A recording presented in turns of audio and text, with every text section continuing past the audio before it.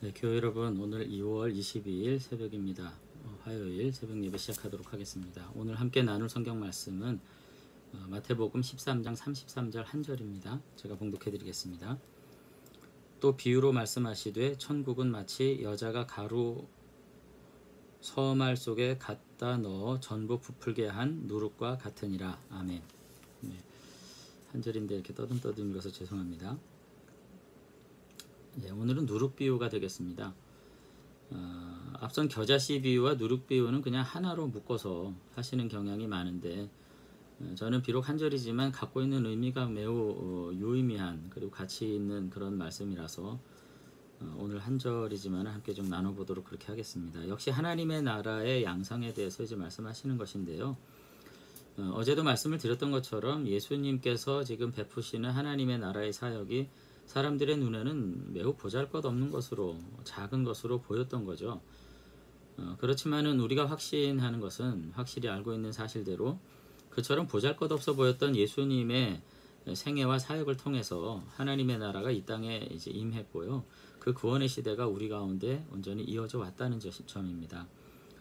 그런 점에서 누룩 비유 역시 보잘것없는 소랑의 누룩과 그것이 가져게 될 어떤 결말, 유의미한 결말에 대해서 지금 이야기하고 있는데 앞선 겨자씨 비유와 조금 다른 점은 일단 공통점은 두 비유가 모두 처음에는 하찮아 보이고 아무 중요한 점도 없어 보이지만은 때가 되고 시간이 지나면 놀랍고 극적인 결과를 보인다라고 이렇게 말씀을 하시는 것인데 이제 이 누룩의 비유의 경우에는 어떤 차이점이 있냐면 누룩은 겨자씨보다 더 작은 존재라서 실상 인간의 물리적인 눈으로 확인할 수 없는 그런 존재인 거죠. 뭐 누룩 가루로는 볼 수 있지만 그 안에 효소라는 것이 그렇잖아요. 그래서 실체적으로 보이지 않을 정도의 미약한 그런 존재이지만 또 겨자씨와 다른 것은 뭐냐면 이것이 가루 서말에 들어갔을 때 그 엄청난 양의 가루 전체에게 영향을 미치는 매우 놀라운 존재라는 것을 지금 강조하고 있는 것입니다. 처음에는 너무 작아서 보이지 않지만 나중에는 몹시 커져서 하나님의 왕국을 회복하고 그 안에서 안식을 깃들일 만한 나무가 된다. 그렇게 겨자씨를 말했다면 이제 이 누룩의 비유는 그 놀라운 미미한 자금에도 불구하고 영향력으로 해서 온 세상이 바뀌게 되고 완전히 다르게 변화된다. 이런 것들을 강조하고 있는 거죠. 근데 이제 이 비유에서 특이한 점은 여인이 밀가루 반죽통에 누룩을 넣는 행위에 대해서 지금 여자가 가루 서말을 속에 가져다 넣어서 전부 부풀게 한 누룩과 같다. 우리는 이제 이렇게 되어 있는데 가져다 넣어 이렇게 번역한 본문이 사실은 감추어다 넣어라고 말할 수 있는 표현인 것이죠.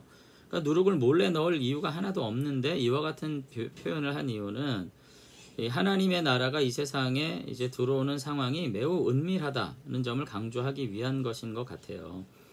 하나님의 나라가 세상에 들어올 때 이와 같이 매우 은밀하게 들어오는 특징이 있기 때문에 다시 말해서 사람들에게 관찰될 수 없을 정도로 매우 은밀하고 점진적으로 진행되기 때문에 그것을 사람들의 감각과 느낌으로는 느껴지고 깨달아질 수 없는 그런 상황일 수 있으나 이것은 반드시 영향력을 미치게 된다. 그렇게 이야기를 하시는 것입니다.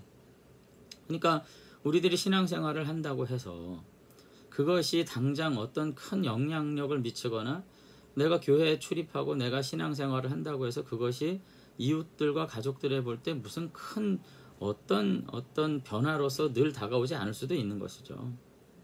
그렇지만은 이 세상의 안목으로 볼 때는 그것이 분별하기 어려운 은밀성일 수 있으나 그것은 매우 충격적인 어떤 변화를 이미 추구한 것이기 때문에 이 반죽에 영향을 미친다는 점에서 이 세상에 우리들은 또 하나님의 나라는 엄청난 영향력으로서 반드시 역할하게 된다. 예수는 그렇게 말씀하시는 것입니다. 여기 가루 서말이 이제 40리터 정도 되는 양인데 아주 작은 미량의 누룩으로 이와 같이 큰 반죽을 바꿀 수 있다. 이것이 천국의 능력이다. 오늘 그렇게 이제 말씀을 이제 하고 계신 것입니다. 그러면서 이제 34절에도 계속해서 보시면 이제 읽지 않았습니다만 34, 35절을 좀 더 읽어보겠습니다. 시간이 좀 되는 대로 34절, 35절에 보면 예수께서 이 모든 것을 무리에게 비유로 말씀하시고 비유가 아니면 아무것도 말씀하지 아니하셨으니 이는 선지자를 통하여 말씀하신 바 내가 입을 열어 비유로 말하고 창세로부터 감추인 것을 드러내리라 함을 이루려 하심이라. 자, 이렇게 하시면서 이제 어느 정도 중간 단락에 지금 어느 정도 갈무리를 정리를 하셨는데 34절에 보면은 이제 하나님의 나라에 대해서 무리들에게 비유로만 가르치신다는 사실에는 어떤 이중적인 의미가 있다 이렇게 말씀하신 것으로 보입니다. 이제 긍정적으로 보면은 하나님의 나라의 실체를 받아들인 사람들에게는 가르침을 명확해주는 의도가 있지만 받아들이지 않고 부정하는 자들에게는 이것이 무지와 불신으로 돌이킬 수 없는 자리로 나아가게 하는 이와 같은 의미가 있다. 이제 이렇게 말씀하시는 거죠. 그러니까 비유라는 것이 그렇습니다. 비유는 어떤 유사한 가르침을 통해서 내가 말하려는 가르침을 쉽게 깨닫게 하는 가르침의 방법 이렇게 볼 수 있는데 그렇다기보다는 혼돈했던 무엇인지 모르겠었던 어떤 진리에 대해서 명확하게 그 본질을 가르쳐 줌으로써 이제는 그것을 내가 받아들일 것인지 거부할 것인지를 내가 결정해야 되는 시점에 놓는 방법이에요. 이거는 이렇게 비유로 말씀했을 때 천국이 이런 것이란 말이야, 복음이 이런 것이란 말이야, 예수님의 가르침의 뜻이 이런 것이었어? 라는 깨달음이 오죠. 그렇게 됐을 때 이제는 그 복음을 받아들일 것인지 나는 거절하겠어 라든지 하는 실존적 어떤 결단의 자리에 세우는 것이 이 비유의 의도거든요. 예수님의 의도거든요. 그래서 결국은 받아들인 자는 어떻게 돼요? 하나님의 나라를 더욱 지혜 가운데 누리게 되고 거부한 자들은 불신의 수렁텅이로 빠져들게 되는 이제 이와 같은 분기점에 세우는 거죠. 그래서 이 비유를 통해서 말씀하셨다는 것입니다. 여기서 더군다나 비유가 아니면 아무것도 말씀하지 않으셨으니 라는 말은 예수님이 늘 비유만 했다는 것이 아니라 지금 이 순간 예수님께서 지금 마태복음 13장의 이 순간에 제자들에게 바닷가에서 가르치실 때는 그렇게 비유로만 말씀하시면서 듣는 이들로 하여금 복음에 순종할 것인지 거부할 것인지 결단하게 하시는 그와 같은 가르침을 했다는 것이 34절의 내용입니다. 그러면서 이제 이렇게 말씀하신 이유가 35절에 보면은 창세로부터 감추인 것을 드러내기 위해서 그랬다는 거잖아요. 그러니까 감추려는 것이 아니라 드러내려고 하신 것이었다. 이렇게 말씀하셨는데 여기서 인용된 것은 시편 78편 2절입니다. 거기 보면 이렇게 되어 있습니다. 내가 입을 열어 비유로 말하며 예로부터 감추어뒀던 것을 드러내려 하니 이렇게 지금 얘기했거든요. 그러면서 3절 보면은 이는 우리가 들어서 아는 바요 우리 조상들이 우리에게 전한 바라.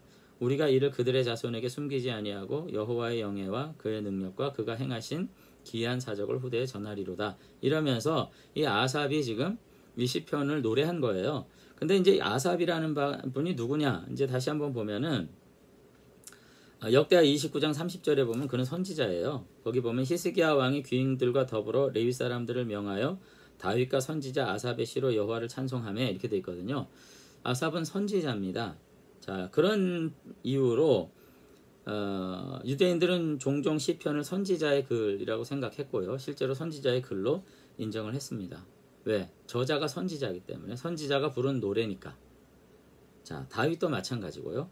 그래서 예수님께서는 시편을 인용하시면서 선지자의 글에 이렇게 이제 말씀하신 것이 이제 사실상 예수님이 오해한 게 아니라 당연한 거죠.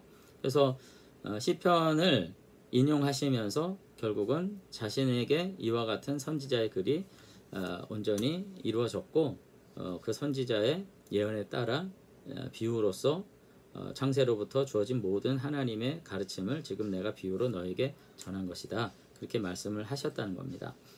자, 이제 좀 결론을 내리자면은 이제 어제부터 계속 드린 말씀이에요. 하나님의 나라는 보잘것없이 보일 때가 있어요.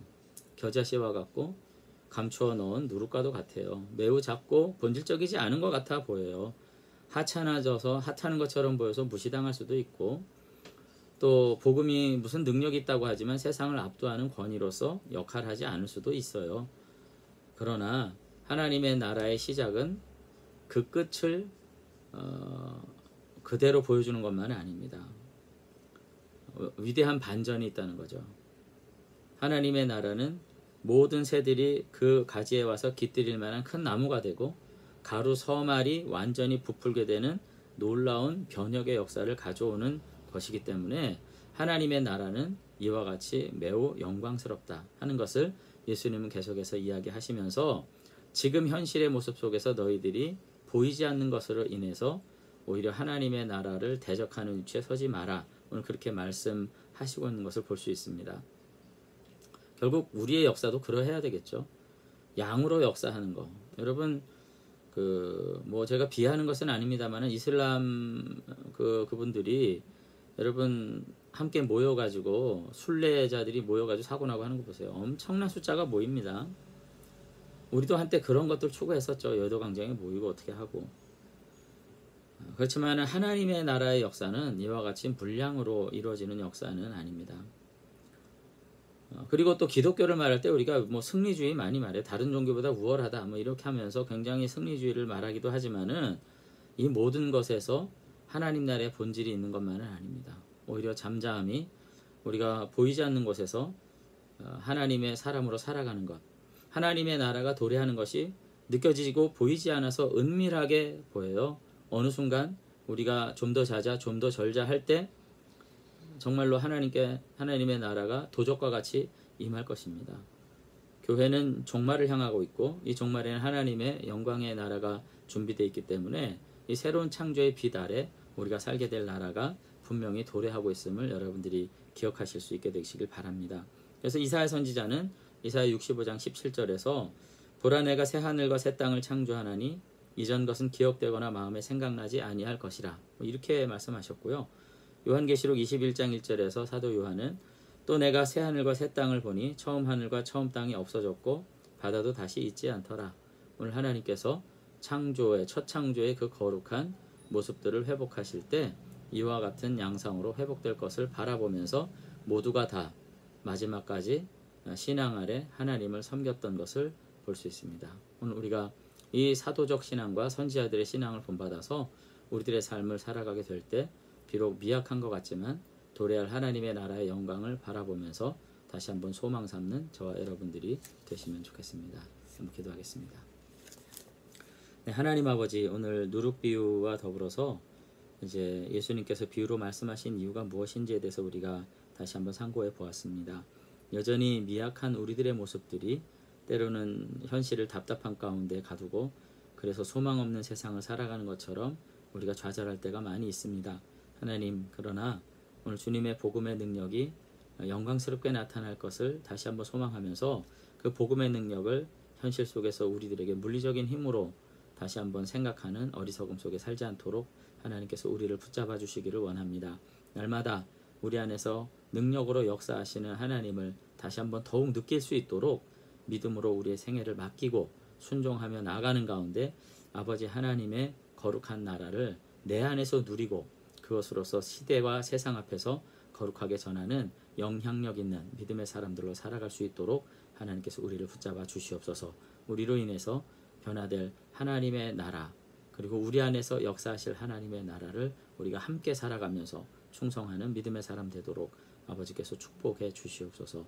오늘 하루도 주님께서 그와 같이 우리와 동행해 주실 줄로 믿사오고 예수님 이름으로 기도드리옵나이다. 아멘.